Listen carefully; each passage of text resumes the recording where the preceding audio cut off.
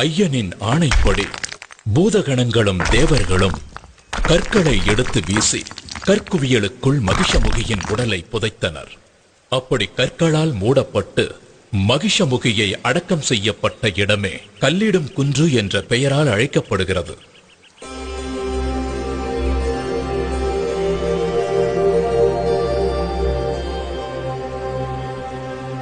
இந்திராதிபதியே, இந்த சம்ஹாரத்தை முடித்த எனக்கு இன்னொரு கடமையும் இருக்கிறது. என் தாய் அங்கே கடும் தலைவலியால் துடித்துக் கொண்டிருக்கிறார். அதை தீர்ப்பதற்கான புலிப்பாலை பெறவே நான் இங்கு வந்தேன். இது என் மீது அளவற்ற பாசம் கொண்டிருக்கும் என் இரு கண்களையும் போன்ற தாய்க்கும் தந்தைக்கும் நான் ஆற்ற வேண்டிய கடமையாகும். எனவே புலிப்பாலை பெற தாங்கள் தான் எனக்கு உதவ வேண்டும்.